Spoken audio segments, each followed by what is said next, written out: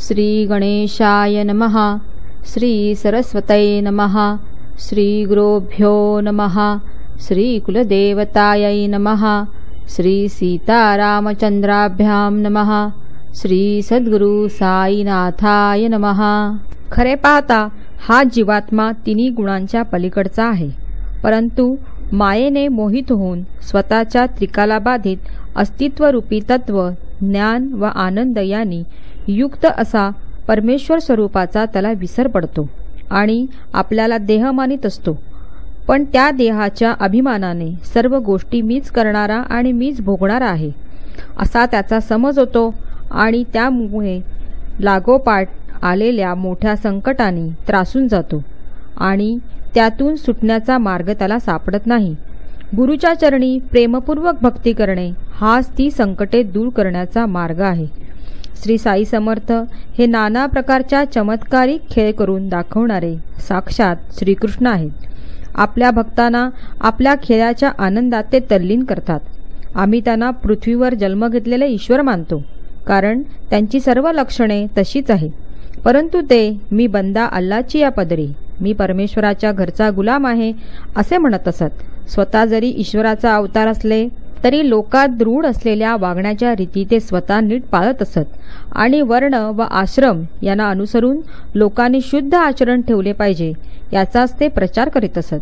ते स्वतः कोणाची कोणत्याही प्रकारे बरोबरी करत नसत व कोणाला करूही देत नसत. जो सर्व चर व अचर वस्तूंमध्ये सर्वव्यापी परमेश्वरालाच पाहतो त्याला कमीपणा शोभून दिसतो. कोणाचा ते तिरस्कार करीत नसत, कुणाला हलका किंवा नीच मानित नसत.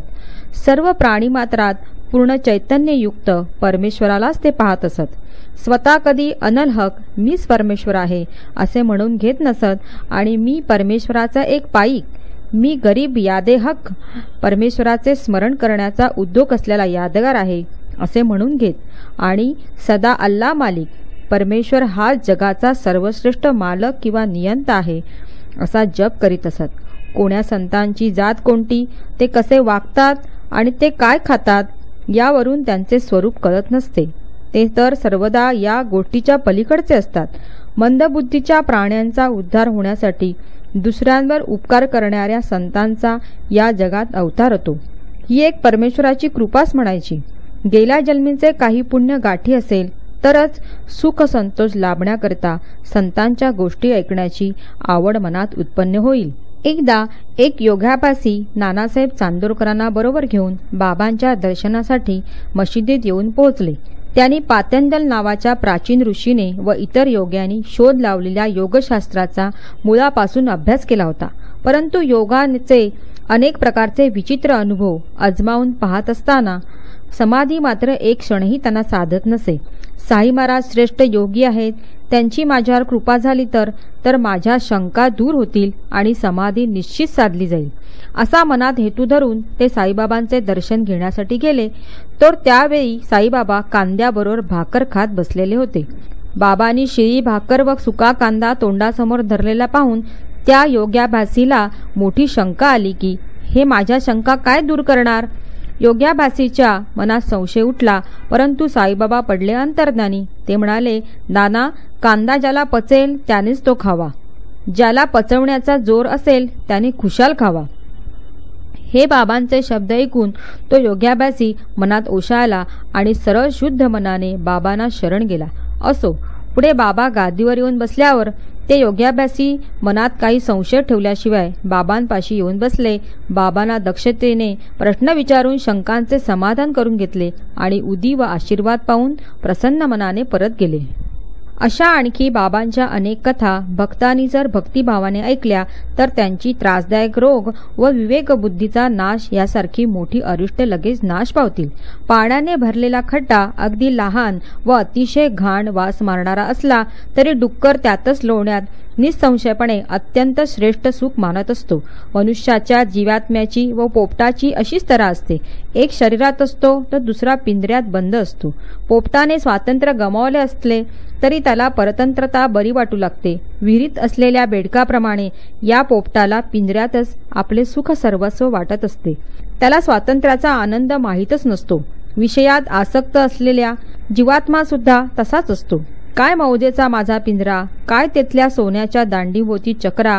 उलटा टांगलो तरी चालेल, पण त्या सोन्याच्या दांडीपासून माझे पाय जरासुद्धा सुटता कामा नये. पिंजऱ्याबाहेर गेलो तर या सुखाला मी मुकेन. डाळिंबाचे दाणे व मला आवडणारे मिरचीचे खाणे मग मला कोठून मिळेल? मीच माझे सुख घालवून बसेन. परंतु त्या पोपटाची योग्य वेळ आली म्हणजे त्याची अकल्पित प्रसंगाशी गाठ पडते आणि त्याला प्रेमाची चापटी बसते. त्या चापटीच्या सामर्थ्याने त्याच्या डोळ्याच्या पापण्या उघडतात आणि तो पिंजऱ्यातून निसटतो. बाहेर गेल्यावर पंखाच्या वाऱ्याने आकाशात विहार करू लागतो. कोण त्याला आवरू शकेल? अफाट जग त्याला मोकळे असते. डाळिंबाचे व पेरूचे मळे मनसोक्त भेटतात. आकाश स्वच्छंदपणे उडण्याला मोकळे सापडते आणि तो स्वातंत्र्याची खरी मौज लुटू लागतो. या जीवात्म्याचीही अशीच स्थिती असते. ईश्वराची कृपा व गुरुची भेट ही दोन्ही प्राप्त झाली म्हणजे संसार बंधनातून मुक्ती व स्वातंत्र्याच्या आनंदाचा उपभोग या दोन्ही गोष्टींचा अनुभव त्याला मिळतो. आता लक्ष देण्याच्या प्रवृत्तीचे होऊन तुम्ही सर्व भाविक श्रोते शुद्ध प्रेमाची रसाळकथा क्षणभर ऐकाल काय? मागच्या अध्यायात चमत्कार झाला. बाबांनी मिरीकरांना चिखलीच्या दौऱ्यावर श्यामाला बरोबर देऊन पाठवले.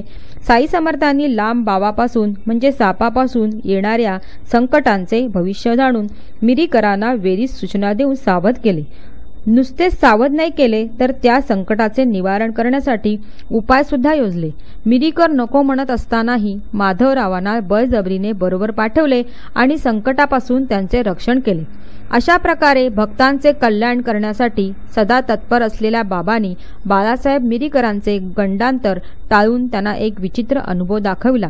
त्यापेक्षा श्याम्याची स्थिती पहा. त्याला तर अचानक साप चावून जगण्याची आशा पण नव्हती, परंतु बाबांनी त्यातून त्याला वाचविले.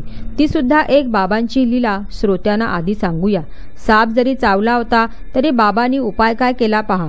संध्याकाळी 7 वाजण्याच्या सुमारास माधवरावांच्या हाताच्या करंगळीला एकाएकी साप चावला आणि तेथल्या भागाची विषामुळे जळजळ होऊ लागली. वेदना अत्यंत असह्य झाल्या. प्राणच जाण्याची वेळ उठली आणि माधवराव भयभीत होऊन मनात काळजी करू लागले. त्यांचे शरीर लाल झाले. आप्त स्नेही सर्व एकत्र झाले आणि जीव संकटात पडला तेव्हा विरोबाकडे चला म्हणाले. माधवरावांचे ज्येष्ठ चुलत बंधू नानासाहेब निमोणकरही पुढे आले आणि उदी घेऊन जा म्हणाले. परंतु माधवराव मशिदीकडे पळाले. तर बाबांनी काय केले? बाबांशी नजरानजर होताच बाबांचा चमत्कार पहा. बाबा एकसारखे शिव्या देऊ लागले आणि माधवरावांना वर मशिदीत येऊ देईनात. चढू नको भटुरड्यावर, चढशील तर खबरदार, चल निघ, जा, खाली उतर, अशी मोठी गर्जना बाबांनी केली. कधीही रागावले नव्हते इतके ते रागावले आणि कल्पनेबाहेर आग पाखडू लागले. माधवराव आश्चर्य करू लागले की बाबा मला असे कठोर शब्द का बोलले. हा प्रकार पाहून माधवराव फार घाबरले. त्यांना काहीच विचार सुचेना. त्यांचा धीर सुटून ते खालीच बसले.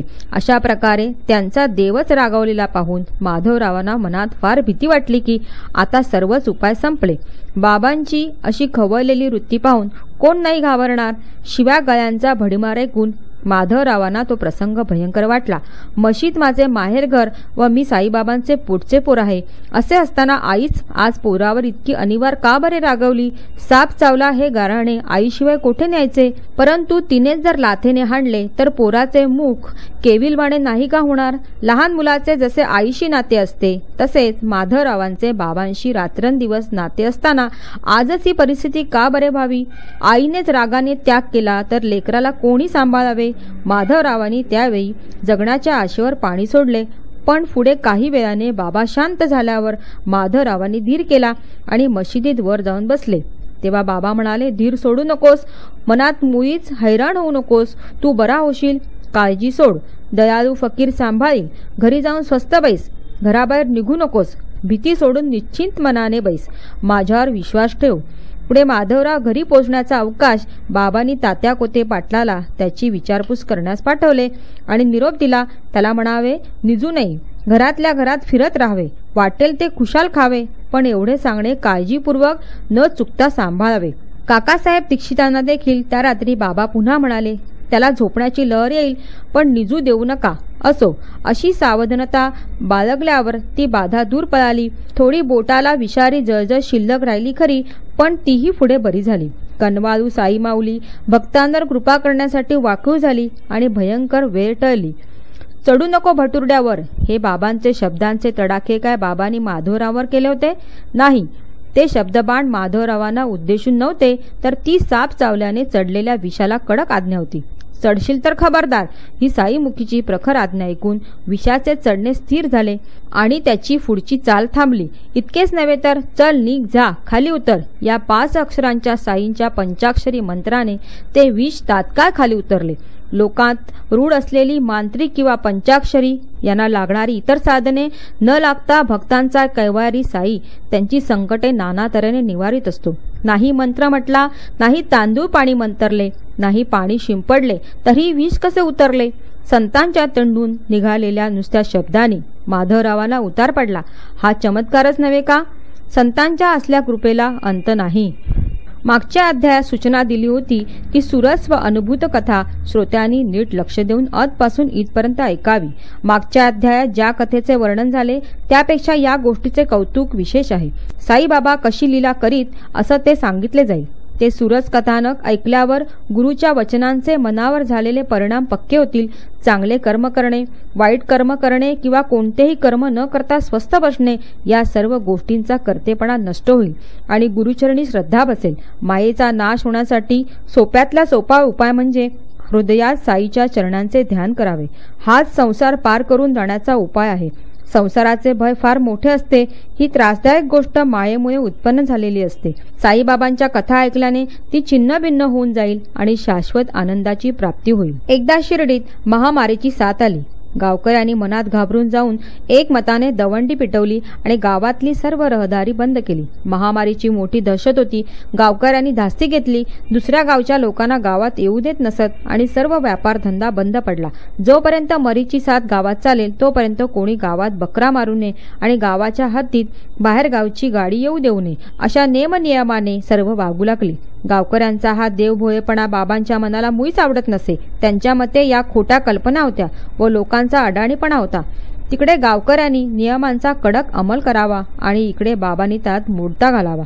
कसा कसा तो आदरपूर्वक मन करून ऐकावा. ग्रामपंचांचा हा निर्णय गावकरी पूर्णपणे पाळीत असत.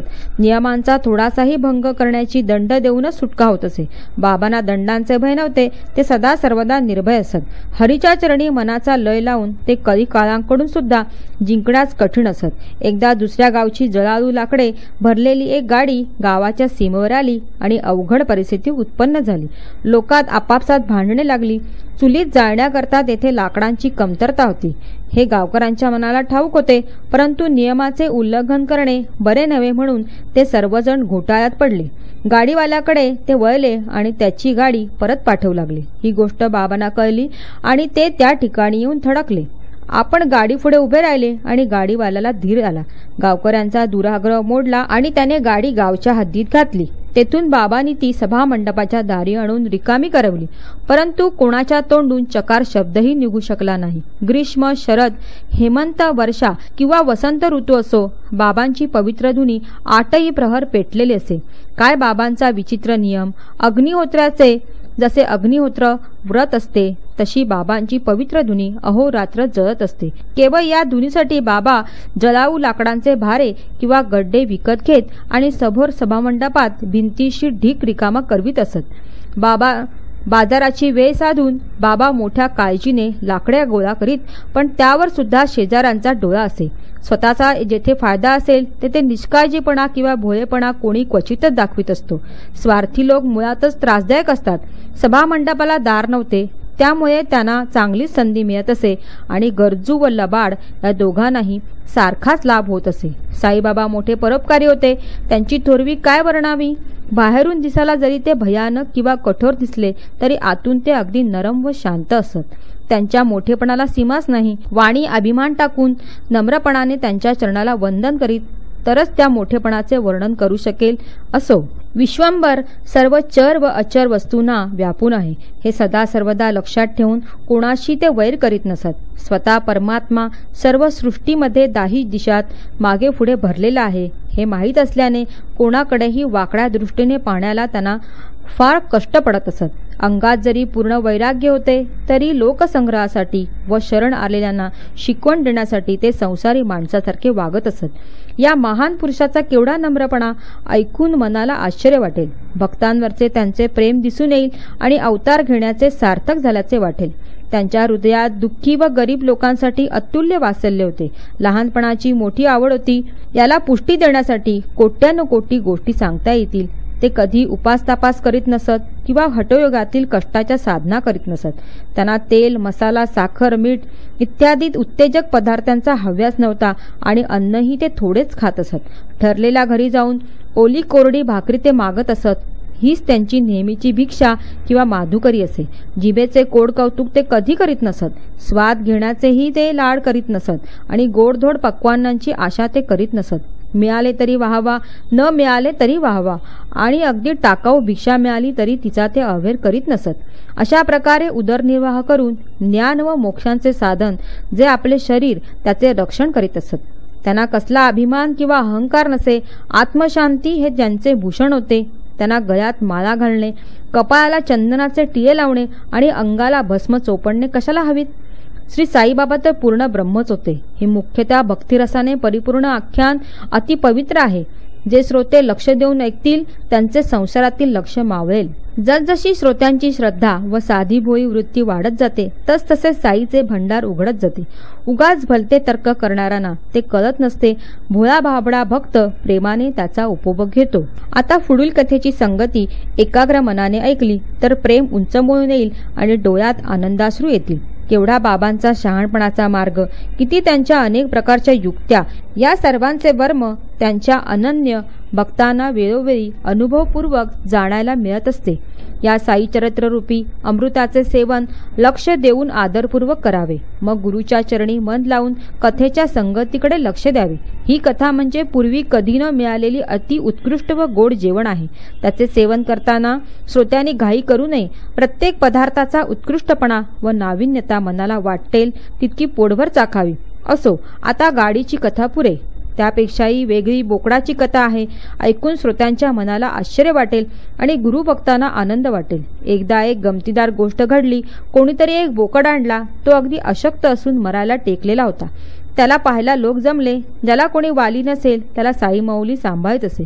जे काही नाचले कुजले असेल, आधाराशिवाय खाली पडलेले असेल किंवा दुःखाने गांजलेले असेल ते मशिदीत विश्रांतीला येत असे. मग तेथेच त्यावेळी जवळ बडे बाबा होते. त्यांना बाबा म्हणाले, त्याला बळी दे, एका फटक्याने त्याचा जीव घे. या बडे बाबांचा केवढा बडेजाव होता. बाबांच्या उजव्या हाताला त्यांची बसण्याची जागा होती. त्यांनी चिली मोडल्यावर मग बाबा चिली मोडीत असत. त्यांच्याशिवाय बाबांचे पान हलत नसे. त्यांनी घास घेतल्याशिवाय बाबा जेवण करीत नसत. एकदा दिवाळीसारखा सण होता. सर्व पक्वान्ने वाढून ताटे तयार होती. जेवणाऱ्याची पंगतही आपल्या जागी बसली आणि बडे बाबा रुसून निघून गेले. बडे बाबा पंक्तीला नसले तर साईबाबा अन्न घेत नसत आणि साईबाबा जिथे घास घेत नसले तर इतर लोक तरी जेवणार कसे म्हणून सर्व वाट पाहत बसले. मग जेव्हा बडे बाबांना शोधून आणले आणि पंक्तीत बसविले तेव्हाच मग बाबांनी अन्न पाहण्यास सुरुवात केली. असो, आता वाटते चालू कथा सोडून बडे बाबांबद्दल थोडीशी माहिती देणारी गोष्ट श्रोत्यांना ऐकवावी. तिला विषयांतर करणारी असंबंध कथा कोणी मानू नये. बडे बाबा साईबाबांच्या जेवणाच्या वेळेचे अतिथी असत. रोज दुपारच्या जेवणाच्या वेळी खाली सभामंडपात ते वाट पाहत बाबांच्या हाकेला कान लावून बसत असत. मशिदीत जेवणाच्या दोन बाजूंना 2 रांगा असत आणि साईबाबा मध्यभागी विराजत असत. बडेबाबांची जागा डाव्या हाताला रिकामी असे. सगळे नैवेद्य ताटात वाढून झाल्यावर ती ताटे पंक्तीत मांडल्यावर जेवणारे आपापल्या जागेवर बसल्यावर जेवणाची वेळ झाली म्हणजे बाबा स्वतः अत्यंत आदरपूर्वक मोठ्या आवाजाने बडे मिया अशी हाक मारीत आणि बडे बाबा चटकन नमस्कार करीत वर मशिदीत येत असत. जो अन्नावर कारणाशिवाय रुसला त्याचा तो कसला आदर करायचा. ज्याने अन्नाचा अपमान केला त्याचा इतका बडेजाव का बरे. तर हे सर्व रीतिरिवाज लोकसंग्रहासाठी बाबा स्वतः आचरणात आणून दाखवित असत. अतिथीला पंक्तीला घेतल्याशिवाय जे अन्न खातात ते योग्य नव्हे, हा जो गृहस्थाश्रमी माणसाला शास्त्राने घालून दिलेला नियम व ज्यामुळे भक्तांची संकटे दूर होतात त्याचे उल्लंघन बाबा कधीच करीत नसत आणि स्वतःही पाळीत असत. अतिथीचा सत्कार केल्याने इच्छिलेल्या गोष्टीचा लाभ होतो आणि अप्रिय अनर्थाचा नाश होतो. तसे न केले तर बिकट प्रसंग हटकून येतात. म्हणून शहाणे लोक अतिथीची पूजा करतात. अतिथी जर जेवल्याशिवाय राहिला तर पशु, पुत्र, धान्य या सर्वांचा नाश होतो. अतिथीला जर उपवास घडला तर ते अनर्थाला आमंत्रणच असते. बडेबाबांना दररोज साई समर्थ 50 रुपये दक्षिणा देत असत आणि स्वतः 100 पावले पोहोचवायला जात असत. त्या बडेबाबांवर जेव्हा त्या बोकडाला मारण्याची पहिली पाळी आली तेव्हा कैसाबे काटना इसको खाली अशी तोंडावाटे सबब निघाली. माधवराव तेथेच होते. मग बाबांनी त्यांना आज्ञा केली, श्याम्या तू जरी जा, सुरी घेऊन ये, बोकडाला आता आपण कापूया. माधवराव मोठे भरोशाचे भक्त होते. राधाकृष्णाबाईंकडे जाऊन त्यांनी सुरा आणला आणि बाबांच्या पुढे ठेवला. जरी तो सुरा आणायला माधवरावांना त्रास पडत होता तरी त्यांनी सुरी आणू नये असे बाबांच्या मनाला वाटत नव्हते. इतक्यात या गोष्टीची उडत बातमी राधाकृष्णाबाईंच्या कानी पडली आणि मनात दया उपजून त्यांनी सुरा परत मागवून घेतला. नंतर माधवराव दुसरा सुरा आणायला गेले. ते कदाचित आपल्या हाताने त्या बोकडाची हत्या होईल म्हणून तिकडे वाड्यातच बसून राहिले. मग काकासाहेब दीक्षितांचे मन पाहायला बाबांनी त्यांना आज्ञा केली, जा तू बोकडाला कापायला सुरा घेऊन ये आणि त्याची वेदनांपासून सुडवणूक कर. काकासाहेब दीक्षित अतिशय चोख सोने होते. हे जरी बाबांना ठाऊक होते तरी ते ताविल्याशिवाय जनलोकांच्या डोळ्यांना समाधान होणार नव्हते. सोने चोख आहे की हिणकस आहे याची परीक्षा न करता व कानस किंवा सुलाक न लावता चौकस लोक नुसत्या बोलण्यावर विश्वास ठेवीत नसतात. हिऱ्याला आपले वैभव प्राप्त करायला हातोड्याचे तडाखे सोसावे लागतात.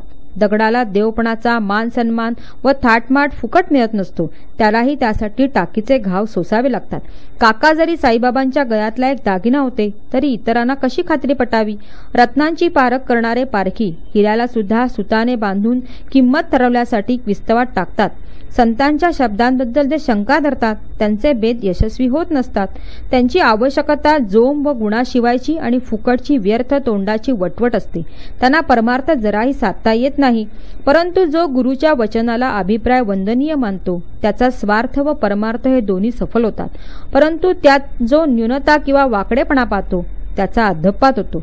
जो गुरुची सेवा करण्यासाठी तत्पर असतो, गुरुच्या आज्ञेप्रती ज्याची आदरबुद्धी असते, तो योग्य व अयोग्यतेचा विचार गुरुच्या माथी ठेवत असतो. गुरुच्या आज्ञेचा तो दास असतो. त्याला स्वतंत्र विचार नसतो. नित्य गुरुवचन पाळायला उत्सुक असा तो चांगले वाईट पाहत नसतो. त्याचे चित्त साई नामस्मरणी, दृष्टी साई समर्थ चरणी, वृत्ती साई ध्यानधारणी व देह साईच्या कारणी लावलेला असतो. गुरुची आज्ञा होणे आणि तिचे पालन करणे या दोन्हीत एका क्षणाचाही विलंब त्याला सहन होत नसतो. किती आश्चर्यकारक लक्षण हे! काकासाहेब दीक्षित हे सत्य, औदार्य व इमान यांसारखे सद्गुण खंबीरपणे राखणारे होते. निश्चयाचे महामेरू होते. बोकडाचा जीव घेण्यासाठी त्याला कसे मारू हा विचारच त्यांना शिवत नव्हता. निरपराधी बोकड मरेल, त्याचा आत्मा तळमळेल, आपल्या स्वच्छ कीर्तीला बाधा येईल किंवा आपल्याला मोठे पाप घडेल हा विचारच तेथे नव्हता. आज्ञाभंगासारखे पाप नाही व आज्ञा लगेच सर्व प्रकारे पाळण्यासारखे पुण्य नाही. ज्याला गुरुची आज्ञा हा सर्वमान्य योग्य निर्णय वाटतो त्याला ती आज्ञा पाळायला विलक्षण स्फुरण चढते आणि त्याचे सहज कोमल अंतःकरण देखील प्राण घ्यायला तयार होते. मग काकासाहेब साठ्यांच्या वाड्यात गेले, आज्ञेप्रमाणे शस्त्र आणले आणि बोकड मारायला किंचितही न कचरता सिद्ध झाले. गुरुच्या आज्ञेचे परिपालन हेच अंगात शिरणारे शौर्याचे वारे होते. काकांनी शस्त्र हातात धरले आणि मन घट्ट केले. त्यांचा जन्म पवित्र ब्राह्मण कुळात झालेला होता. जन्मल्यापासून अहिंसेचे व्रत धारण केलेले होते आणि त्यांच्यावर हा प्रसंग आला होता. त्यांचा हात कसा बरे हत्या करायला पुढे धजेल. गुरुची आज्ञा पाळण्याचा पुन्हा एकदा त्यांनी पक्का निश्चय केला. तरी पण त्यांची छाती धडधड उडू लागली आणि भडभडा घाम सुटला. काया वाचा मनाने ज्याने तिखट शब्दप्रहारही केला नाही त्याला शस्त्रप्रहार करण्याची पाळी यावी. असो, जे घडून येण्यास कठीण घडणे तेच हेच. गुरुवचनाची जे उपेक्षा करतात त्यांची आणखी दुसरी कोणती दुर्दशा नसते. त्यांच्या पूर्वजन्माच्या पुण्यकर्माचा समूळ नाश होतो. गुरुची आज्ञा पूर्ण पाळणे हा कोणताही शोभवणाऱ्या भूषणापेक्षा जास्त शोभणारा सद्गुण आहे. हीच उत्तम शिष्याची खूण आहे. गुरुच्या आज्ञेचे उल्लंघन करणे हे महान पाप आहे. गुरुच्या आज्ञेचे पालन एकही क्षण वाया जाऊ न देता करावे. जो विचार करण्यास थांबतो किंवा अडखळतो तो दुर्दैवी हतभागी समजावा. नव्हे माणसाच्या रूपाने शिंगाशिवायचा पशुच समजावा. आज्ञा पाळण्यास योग्य वेळ, आज्ञा चांगली की वाईट, लगेच करायची की थोड्या वेळाने केली तर चालेल वगैरे पाहणे नसले पाहिजे. तात्काळ आज्ञा पाळतो तो शहाणा व उशीर लावणारा चेंगट तो कमनशिबी होय. मग दीक्षित एका हाताने धोत्राचा कासोटा म्हणजे धोत्राचे एक टोक हे दोन्ही पायातून घेऊन कमरेत पाठीमागे खोचतात ते घट्ट करून, दुसऱ्या हाताने शस्त्र सावरत कुर्त्याच्या बाह्यावर सरकवत जेथे बोकड होता त्या जागी गेले. गावातले सर्व लोक आश्चर्य करू लागले. किती अलौकिक कृत्य हे! काकांच्या मनाचा तो कोवळेपणा कोठे कसा पळाला? फकीर बाबा जातीने मुसलमान व मांस मच्छी खाणारे, पण तेही त्या तडफडणाऱ्या बोकडाला मारण्यासाठी शस्त्र धरण्यास तयार नव्हते. तेथे काकांची तयारी! असामान्य माणसाचे हृदय वज्रापेक्षा अति कठोर व फुलापेक्षा अति कोमल असते ते अगदी खरे. मग सुरा हातात घट्ट धरून, हात वर उंच धरून दीक्षित बाबांना म्हणाले, मारूच का बाबा याला? एकदा मला सांगा की खरे म्हणजे शस्त्र धारण करायचे ते दुःखी जनांच्या रक्षणासाठी, आणि त्यानेच निरपराधी बोकडाला मारायचे हे कसे? परंतु गुरुसेवेकरता जेथे प्राणच विकला तेथे संकोच कसला? तरी पण घाईघाईने बोकडाला मारू जाता दीक्षितांच्या हृदयात दया उपजली आणि त्यांचा सुरा अडखळत मागे जाऊ लागला आणि हात पुढे जाईना. मग हो मार आता, बघतोस काय? अशी बाबांची अखेरची आज्ञा घेऊन प्रहार करण्याचा जोम घेऊन ते अर्धवट गोल फिरले आणि सूर्यासहित हात वर केला. बोकडाची मरणाची वेळ आता आली, परंतु त्या क्षणी त्याचा रक्षण करणारा देव त्याला पावला. आता हा खात्रीने प्रहार करील हे पाहून साई माऊली अखेरपर्यंत वाट पाहिली तर अनर्थ होईल म्हणून म्हणाले, अरे जा, राहू दे काका, थांब आता, परत घे. काय रे तुझी निष्ठुरता? ब्राह्मण असून हिंसा करताना मनात काही विचार येत नाही का? हे ऐकून काकांनी सुरा टाकला आणि लहान थोर सर्व लोकांना आश्चर्य वाटले. बकरा प्राणसंकटातून वाचला आणि बाबांनी गुरुभक्तीचा महिमा अतिउच्च शिखरावर चढविला. मग काका सुरा टाकून बाबांना काय म्हणाले त्याकडे नीट लक्ष द्या. बाबा, आपले अमृत वचन हेच आम्हाला धर्मशास्त्र. आम्हाला दुसरे धार्मिक आचरण किंवा नियम माहीत नाही. आम्हाला लाज शरम नाही. गुरुच्या आज्ञेचे पालन करणे हेच आमचे सारे तत्व, हेच आम्हाला वेदशास्त्र आहे. गुरुची आज्ञा पूर्णपणे पाळणे हे शिष्याचे शिष्यपण आहे व हेच आमचे भूषण आहे. गुरुच्या आज्ञेचा अनादर करणे ही सर्व दृष्टीने दोष देण्यालायक व निंद्य गोष्ट आहे. गुरुची आज्ञा पाळण्यामुळे आम्ही सुखी होऊ की दुःखी होऊ या परिणामाकडे आमचे लक्ष नसते. जसे नशिबात असेल तसे घडून येईल. सर्व काळजी परमेश्वराला असते. बाबा, आम्हाला तर एकच गोष्ट ठाऊक आहे. आपले नाव नित्य आठवावे, आपले स्वरूप डोळ्यात साठवावे आणि रात्रंदिवस आपली आज्ञा पाळत राहावे. हिंसा किंवा अहिंसा आम्हाला कळत नाही. आम्हाला तारणारे सद्गुरूंचे चरण आहेत. त्यांची आज्ञा कशासाठी याचा विचार मनात आम्ही आणत नाही. ती सर्व तऱ्हेने पाळणे हेच आमचे कर्तव्य आम्ही जाणतो. गुरुची आज्ञा जेथे स्पष्ट असते तेथे ती योग्य आहे की अयोग्य, लाभकारक की हानिकारक असा विचार जो शिष्य करतो तो अधपात झालेला व गुरुच्या सेवेपासून घसरलेला आहे असे मी समजतो. गुरुच्या आज्ञेचे उल्लंघन हेच जीवाचे अधपतन व गुरुच्या आज्ञेचे पूर्णपणे पालन हेच मुख्य धर्माचरण होय. आमचे चित्त सदा गुरुचरणी लक्ष देऊन असते. आमचे प्राण जावोत किंवा राहोत याची आम्हाला पर्वा नाही. गुरुची आज्ञा हाच आम्हाला सर्वमान्य निर्णय आहे. त्याचा परिणाम किंवा शेवट त्यालाच ठाऊक. आम्ही अर्थ किंवा अनर्थ हे दोन्ही जाणत नाही. आम्हाला आमचे स्वतःचे हित किंवा दुसऱ्याचे हित कळत नाही. आम्ही फक्त गुरुचे कार्य सिद्ध करणे जाणतो. तेच आमच्यासाठी परमार्थ आहे. गुरुच्या वचनापुढे अमुक बरे, अमुक वाईट, अमुक करावे, अमुक करू नये या संबंधी नियम विचारे काही कामाचे नाहीत. शिष्याचे लक्ष गुरुची आज्ञा नीट पाळण्याकडे असले म्हणजे त्याचे रक्षण करण्याचे ओझे गुरुच्या माथी असते. आम्ही आपल्या आज्ञेचे दास आहोत. योग्य की अयोग्य मनात आणणार नाही. वेळ प्रसंग पडला तर प्राण खर्च करू, पण गुरुवचन पाळणे सोडणार नाही. मूळ स्वभावच जे मन अतिशय दयाशील तेच दगडासारखे कठीण होते. ब्लेंच देखील जे करायला भजत नाही ते ब्राह्मण तयार होतात. हे श्रोत्यांना अवघड वाटेल, परंतु ही सद्गुरूची जादू आहे. एकदा गुरुचे वचन पाळण्यास तयार व्हा म्हणजे त्याचे गूढ लगेच उकलेत. एकदा त्याची कास धरली आणि पायी पूर्ण विश्वास ठेवला की मग शिष्याची चिंता त्याला असते. शिष्याला काही धडपड करावी लागत नाही. त्याच्या पायी स्वतःला सर्व प्रकारे वाहून घ्या म्हणजे कसलीही भीती राहणार नाही. गुरु हाच केवळ त्याचा आत्मविश्वास त्याला पलीकडच्या काठी नेऊन पोचविल. 3 प्रकारचे शिष्य असतात, उत्तम, मध्यम व अधम. प्रत्येक प्रकार अत्यंत सारांशाने स्पष्ट करून सांगतो. गुरुने न सांगताच त्याच्या मनातील इच्छा जाणणे आणि जाणताच प्रत्यक्ष आज्ञेची वाट न पाहता सेवा करू लागणे हा उत्तम शिष्य समजावा. गुरुने आज्ञा दिल्यावर ती मुळीच उशीर न लावता तंतोतंत पूर्णपणे पाळणे त्याला मध्यम शिष्य म्हणावा.